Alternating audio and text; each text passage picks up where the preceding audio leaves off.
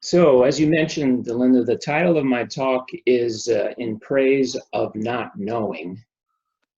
And when Jim Anderson emailed me on February 13th and asked me to speak, I plan to talk about the value of not knowing in regards to what now seems like a relatively minor problem sometimes, political polarization, particularly pertaining to the plight of the unhoused. Try saying that 3 times. Having been a child custody mediator for more than 2 decades, one of the biggest problems I found in making progress was a closed mind. In other words, of parents who already knew or thought they knew exactly who and what the other parent was and what would be best for the children. And thinking that we already know enough and don't need to learn anything more can be a big problem. As the 18th century English poet Alexander Pope wrote, "A little learning is a dangerous thing. Drink deep or taste not the Pierian spring." So when I originally came up with the title In Praise of Not Knowing, I thought that we could progress toward healing political polarization by opening our minds a bit, to cultivate curiosity, a mind that doesn't know but wants to know more. But as I say, that was Zen and this is Tao. I mean, that was then and this is now. And I don't know about you, but this is my first pandemic. And so I recognize that I don't know enough about how to make the best in this situation. And preparing this talk was really a great opportunity to learn. So I'd like to take about 15 minutes to introduce a model for dealing with these uncertain times and describe briefly how it is helping me.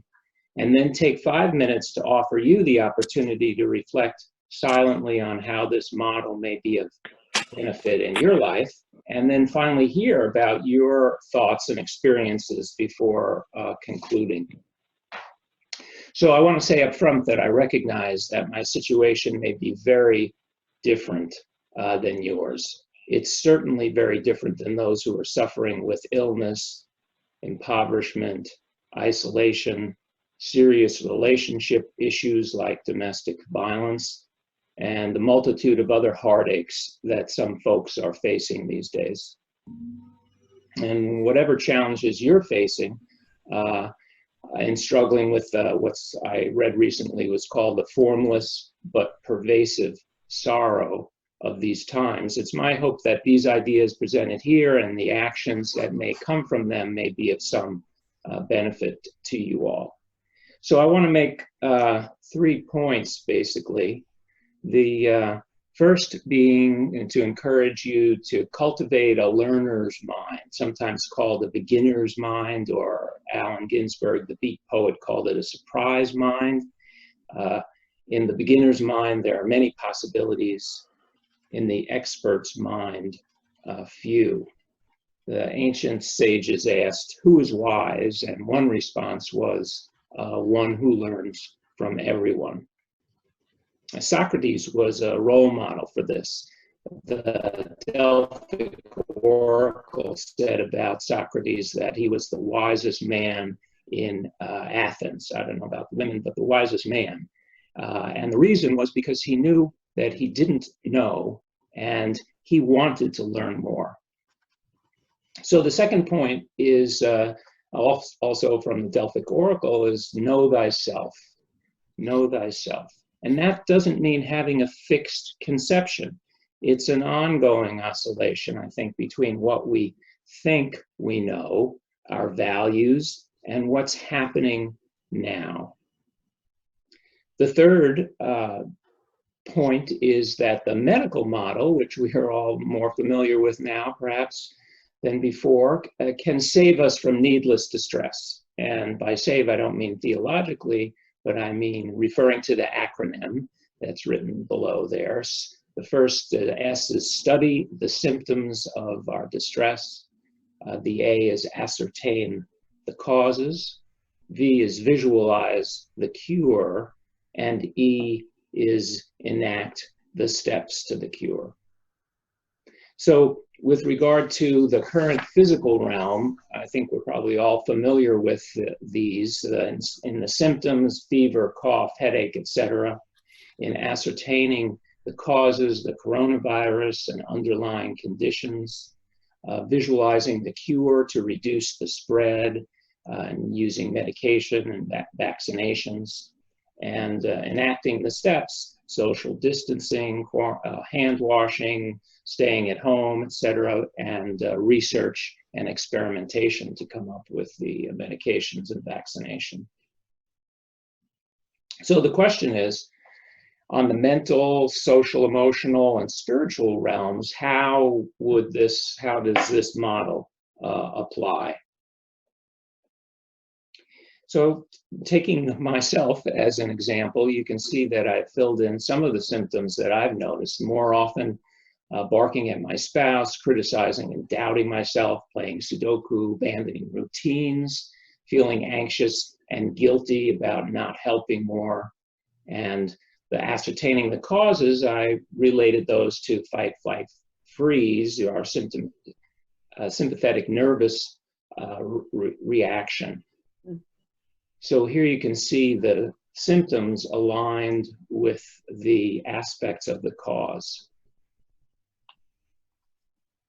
For example, with regard to flight, playing Sudoku, which I found myself doing more, do you know that concentrating on even a neutral object, like breath, for example, can be very, very enjoyable? And with regard to Sudoku, if you add in the idea of finding the right number in a little box, it can be delightful. Well, until the voice comes up and says, well, you know, why are you hiding from reality? And well, shouldn't you be doing more?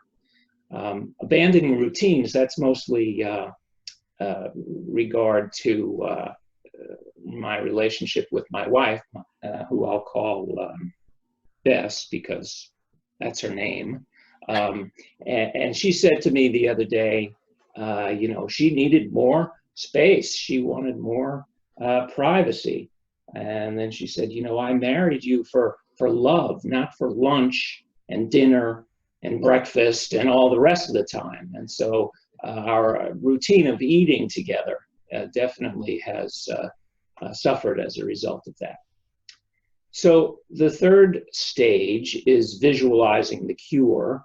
And I'd like to propose the second point I made, that knowing ourselves better is part of the cure, and seeking wisdom in particular by meeting our needs to create, connect, and contribute. It's important to note in the experiment, a little exploration that we'll do, that these needs are very general categories. They overlap. They include within them some of the more specific needs that you can see in the third column here. For example, creativity involves one of our biggest creations is our own life. And so having control, autonomy over our life, ordering our life, playing. With regard to connection, giving and receiving empathy and respect and contribution, I chose peace and justice as an example of ways that we can contribute. And I know that your Southtowne Rotary are no strangers to these needs. I'm not opening up America, as my mother would say, because a brief look at your website indicated that you're second largest Rotary club in Eugene and by far the most fun. So that's an example of creativity. And with regard to connection, we gather for lunch and fellowship. Fellowship is an example of connection, and I saw a little bit of that earlier in the meeting.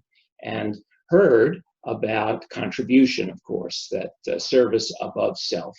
So these are not strangers to you, I would propose. And then finally, the fourth stage, to enact the steps to the cure. I'm quoting here an 11th century poet and philosopher, Solomon Gabarol, who said, in seeking wisdom, the first step is silence. The second, listening. The third, remembering. the fourth, practicing, and the fifth, teaching. So I'd like to say just a few things about that before we enter the silence. First of all, with regard to the silence, it's important to know, I think, that the silence is neither silent nor fun, at least at first. It's not silent because, yeah, externally it may be pretty silent if everyone's muted their microphones, but we have our minds going, and thinking is going to happen. And it's okay to cut ourselves some slack there and not expect it to be silent. And I say it's not fun because just thinking is often not fun. I read a Science magazine article recently that summarized 11 studies that concluded that subjects typically, it said, did not enjoy spending 6 to 15 minutes in a room by themselves with nothing to do but think. So in fact, in one study, 2/3 of the men and 1/4 of the women preferred to give themselves electric shocks rather than simply being alone with their thoughts. But entering the silence on a regular basis is worthwhile. Carl Jung, the psychoanalyst, noted that one does not become enlightened by imagining figures of light, but by making the darkness conscious. By making the darkness conscious. He says this latter procedure, however, is disagreeable and therefore not popular. But there's benefit in entering the silence.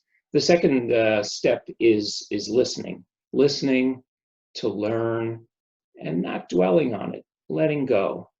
So Rumi's poem on the guest house I thought was pertinent here. He says, "This being human is a guest house. Every morning, a new arrival." And then he concludes, "Be grateful for whatever comes, because each has been sent as a guide from beyond."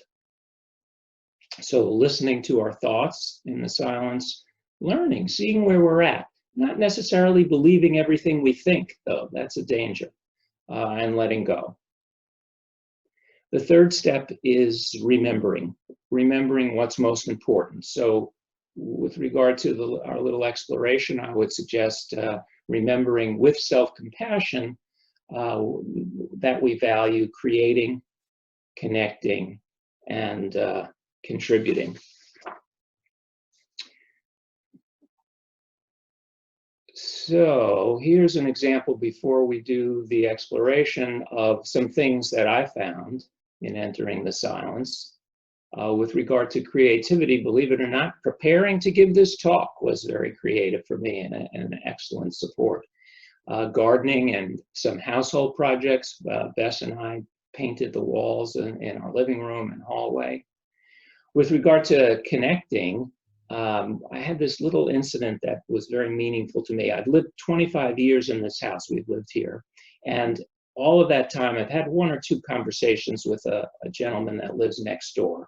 He's living there alone now. His brother recently died.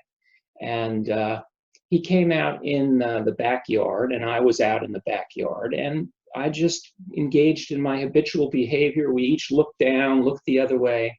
But this inner voice said, no, make a connection, make a connection. And so I forced myself to do it. I'm an introvert anyway, and had a very lovely talk with him. So making connection. The other thing I wanted to mention, well, nightly Netflix rendezvous. As I mentioned, my wife and I are not speaking as much these days, not eating together, and she's often wearing the headphones from the TV, and I've got my earplug phones in from my listening to audiobooks, so we have to shout. But then once a night we agree on that we're going to watch a Netflix show together. We argue a little bit about which one. Neither of us wants to make the decision, so we came up with the idea of alternating nights to make the decision. But I know that it's important for the connection, because if either of us leaves the room for even, just to get a snack or to do our business very briefly, the other one leaps for the remote control and puts the show on pause. I also wanted to mention this to me, an unusual event of sobbing. Twice I was reading some articles about the coronavirus, and I began sobbing. And this was like not something that I do on a regular basis. The only two times I can remember doing it. But I considered it a worthwhile connection. It felt meaningful to connect with what was happening in others' lives. So finally, with regard to contribution, playing with our grandson. Yeah, it's creative, and he's helping me, but I'm also contributing to his well-being. And then someone in a Zoom group that I meet with on a regular basis mentioned specifically donating the economic impact payment. And that began my thinking about, it's a specific, I mean, obviously we can all donate money at any time, but that idea of passing that on to those in need was very meaningful to me. Okay, well, I would like to invite you next 5 minutes to make a space and enter the silence, listen, and remember what's important to you, and I'll offer some directions as we go. But at this point, I'd like you to feel free to sit or lie down comfortably and relax. Just assume a stable posture. You may want to feel comfortable closing your eyes. Somehow, some posture where you don't need to move around for the next few minutes, but that you will remain alert. You can become aware of your hands and your feet, your body resting on the chair.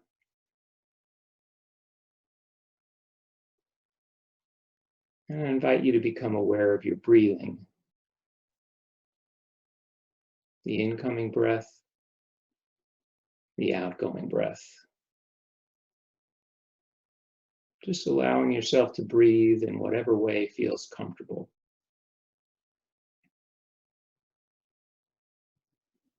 Now I'm going to be quiet for 1 minute and allow time for you to enter the silence of yourself.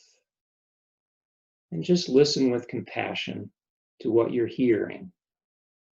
Internally, listening, learning, and letting go.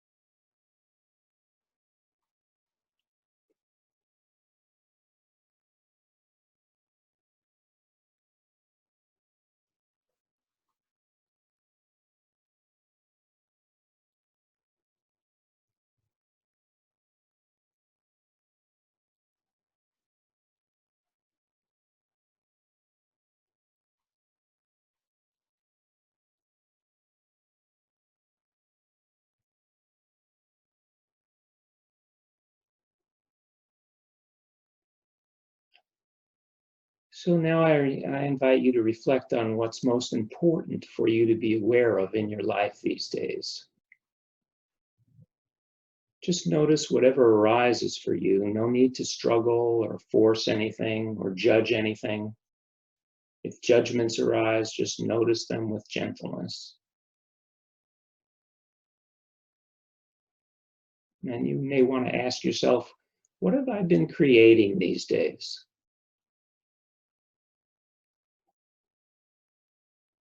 How would I like to be creative in the days and weeks ahead?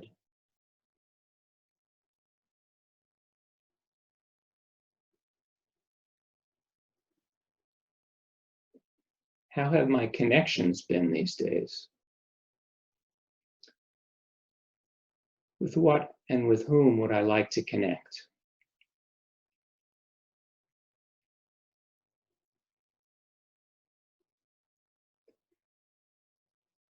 What could I do to shape my connections in ways that might meet my needs?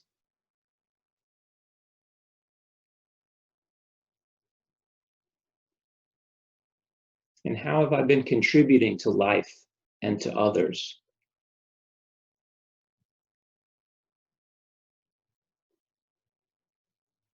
How might I like to contribute in the near future?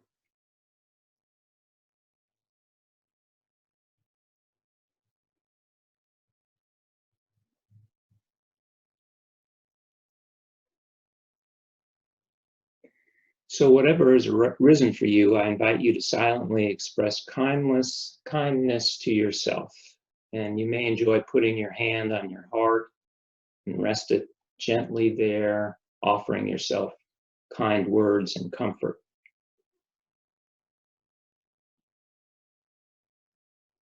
And when you're ready, just feel free to return your attention to the room where you're at. If you had your eyes closed, feel like opening them and stretching, offering yourself encouragement for having explored the silence, having listened and remembered what's important to you.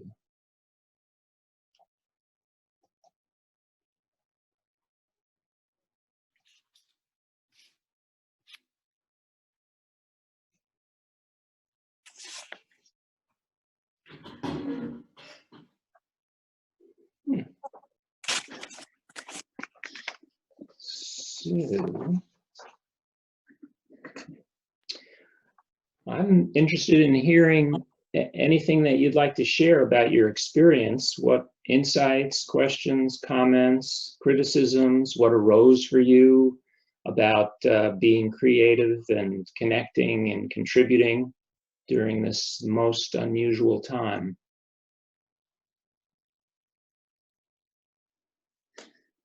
Let's see, I think we're not muted. This is Ron. My picture is not there, Barry, but I also have a foundation. We use music and arts associated with mindfulness techniques.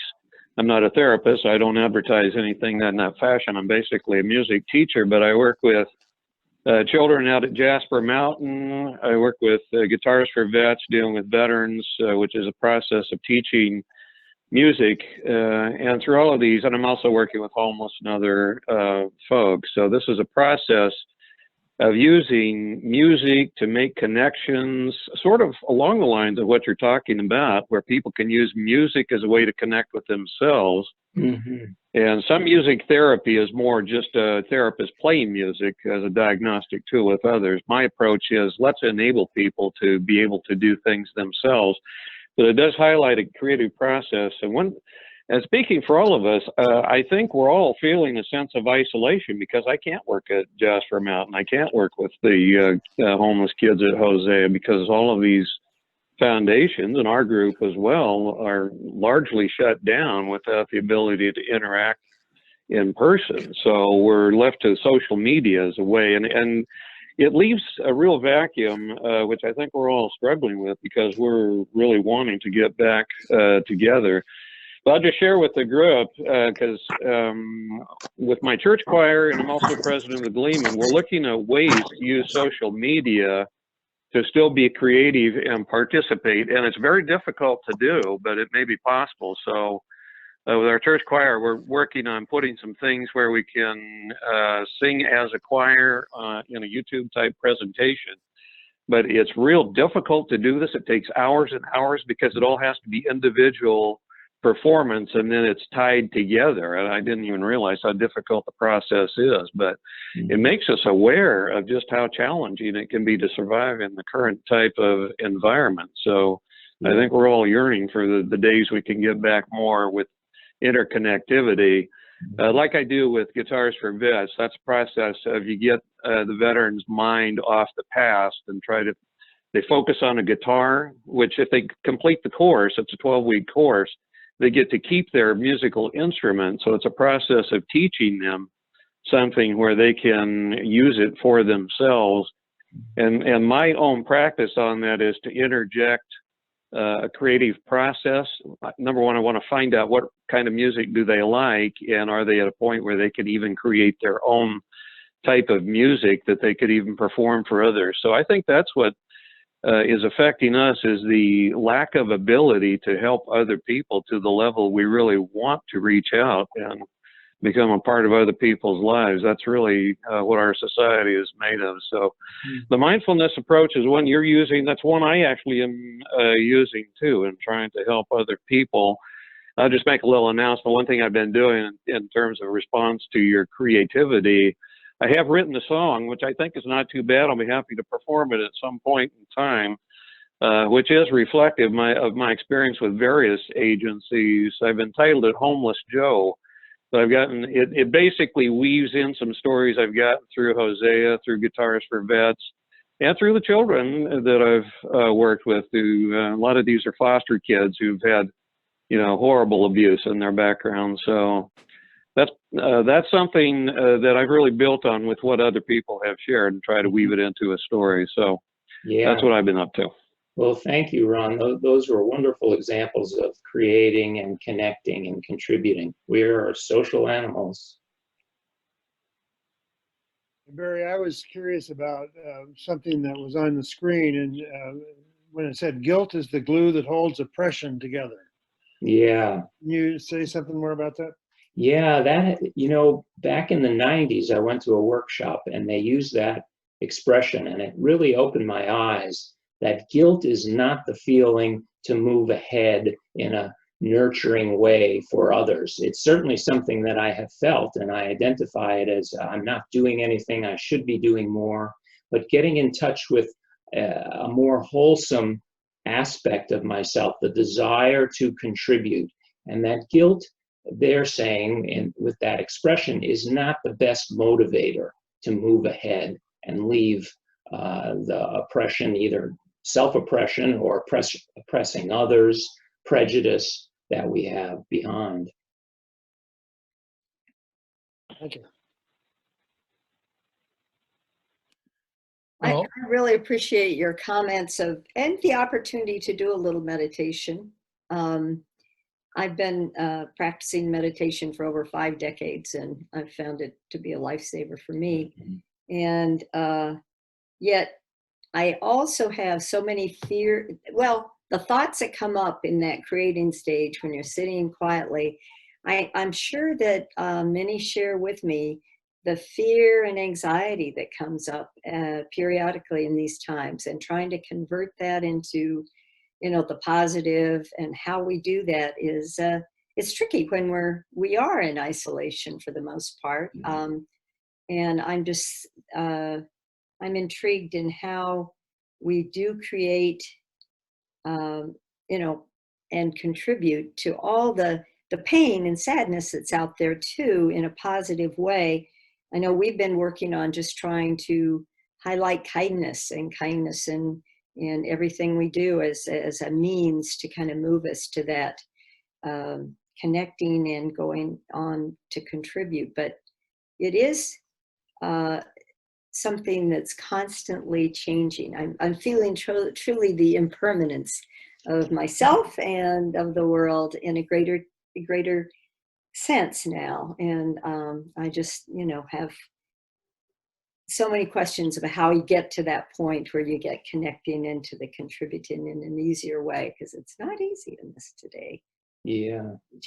One of the things that you said struck me in terms of converting the feelings of I'm not exactly sure what you said, but the difficulties that we have. And one of the things that I've appreciated about mindfulness is the message to be with it. As Thich Nhat Hanh says, to hold the upset in ourselves as a baby gently, rather than wanting to push it away or not accepting it, but having the fortitude really to be with it, to act kindly, but to acknowledge that, okay, I'm feeling grumpy now, or I'm feeling sad. Let me enter into that with curiosity and try to know rather than pushing it away, to make the darkness conscious, even though it's disagreeable. Yeah, that's great. I was going to share that one of the things I learned about myself is trying to, what used to be called active listening, but trying to look at all the filters, and pain and anxiety and the fear of the unknown are some of those filters, plus life experiences so that I can actually listen to what people say and respond accordingly. The old book, Thinking Fast, Thinking Slow, talked about that. But sometimes you make up your mind and have an answer before the person is finished speaking. So I'm trying to not do that. I'm not sure how you go into the space, if I can use that word, but put yourself in a position to really hear somebody talk to you, and not just about the content, but also about their feelings, where they're coming from, and respond accordingly. So I work on that all the time. Yeah, that's good work. Thank you. I'm noticing that it's 31 minutes and 14 seconds since I started, and I was asked to conclude in 30 minutes.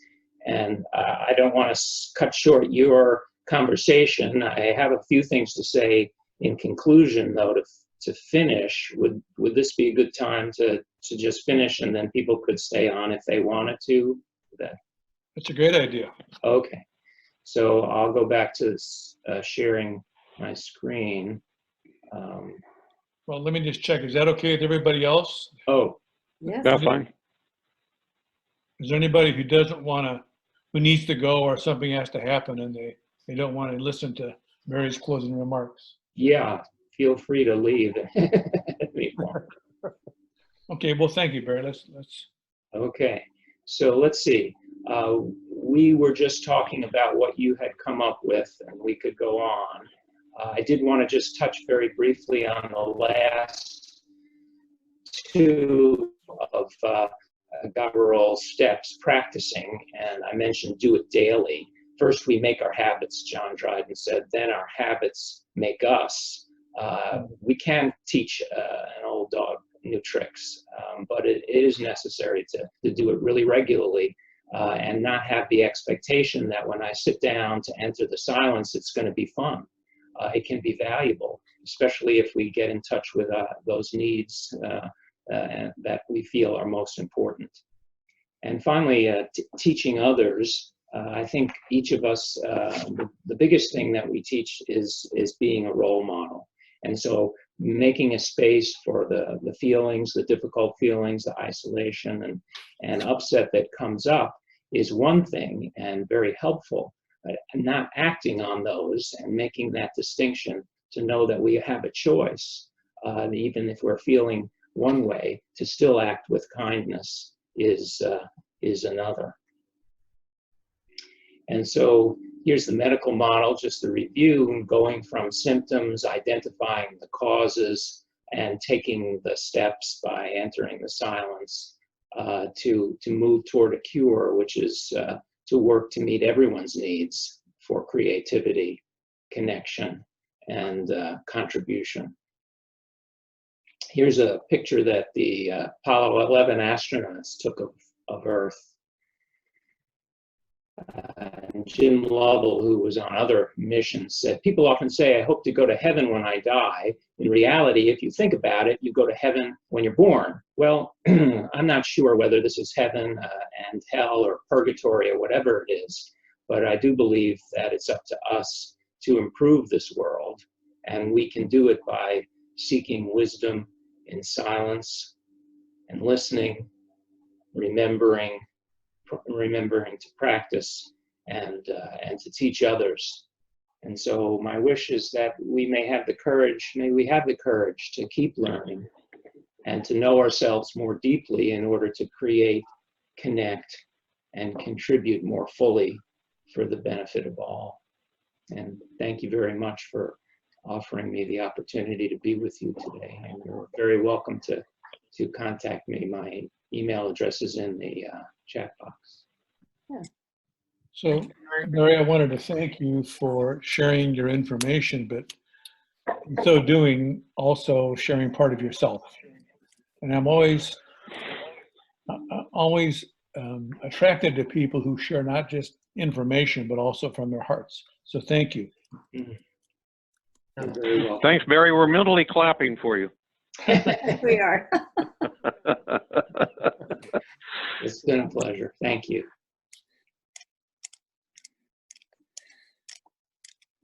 Are there people that have questions for Barry, or are you going to actually email Barry with questions or thoughts? Barry, this is Ron. I'll be emailing you. I think we have some things in common. Maybe we can discuss. Okay. Look forward to hearing from you. Yeah, I thought it was great, Barry, and I particularly liked some of the quotes that you had in your presentation. They definitely are provocative, and well, I will spend some time thinking about them. Oh, good. Thank you. My Rotary meeting.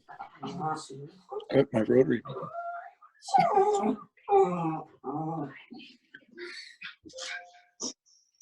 So Grace, are you still there? I'm here. So I think we can terminate the meeting because it looks like people can ask questions through Barry's email. Okay. Is that your sense too? I don't see Barry anymore, so. Oh, there you are. Oh, he's there. You know. He is. Me. He's there. I talked earlier. Yeah.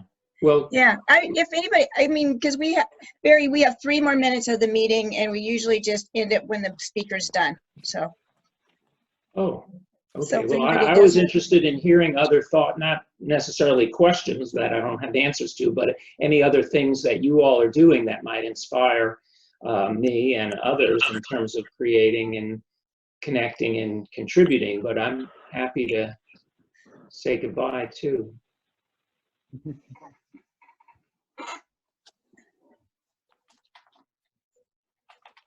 I'd like to say you've been a real inspiration for continuing to work on contributing, because that's, I think, really challenging when we are housebound and more kind of isolated than we've been typically. But all the information you've given us is really valuable. I mean, to me, the meditation and being centered and knowing yourself and how yourself is always changing, that's fundamental. But I really like the way you've talked about how you use this, just like in your conversation with your neighbor, where you have to get some courage up, doing those things. I mean, I've gotten to know more neighbors in the last couple of weeks than ever before. And I'm similar. I'm not, that outgoing and wanting to hear everybody's stories and so on, but it's been very valuable to make those steps and connect further in the ways that we can. And I love the way you talked about how you've used that in mediation as well, where you center. And again, it's really going back to what Glenn said about that active listening, where you don't make your decision about where this person is or what they're going to say ahead of time. You just totally focus on listening and hearing them and keeping open. All those things are really, really wonderful lessons for us. Good teaching. Great teaching. And as an introvert, my tendency is to walk past people without acknowledging them or them acknowledging me. And since I'm going for walks now more often and saying hello first, which is also, that takes an effort for me, and then the smiling, and it's so rewarding. I mean, I'm not doing it for myself only, but we are social creatures, and making that connection is very important these days for me. Great teaching. I would just like to add that this was really helpful and I enjoyed it a lot. And during the whole program, I was thinking about how I've been feeling about what I've done since being home with Rotary projects, and it really hasn't been very much. And it's in contrast to usually I'm pretty involved and active, and I've had a lot of anxiety about the social distancing and not contributing, and the feeling that you have of feeling guilty when you're not contributing, and realizing how important that is. And like, for example, like I usually help with food boxes, and I haven't been doing that because I have this anxiety about being out in the community. And so last night I made phone calls, and it was such a good feeling to be able to participate in a way that I still felt not so anxious. Mhm. And but how important that is to connect with people and make sure that they're having opportunities to contribute in ways that they feel comfortable by knowing yourself and being okay with that and not feeling guilty. Yeah, yeah. I That's don't know. Yeah, I agree, just between what Linda said and what Nancy said, that, Rotarians by nature we're there because we want to give back. And in a normal world, which we may never see again, or a different world, people are very involved, certainly the Myers and, most everybody. And so the challenge is, how do we still give back in this environment? And that's kind of what, Linda was making a reference to, and Nancy. And when we're confined, how do we meet that need, which is, it's a kind of a gut-wrenching need for people that want to contribute. And so we have to be creative, whether it's, making meals for people, making a phone call, whatever it is, but it's a creative stretch for us to find a different way to meet those needs. Yeah, and I found that making a phone call to someone who's older or single, even older than me, or single, can really be helpful to them. And it's certainly, in giving we do receive.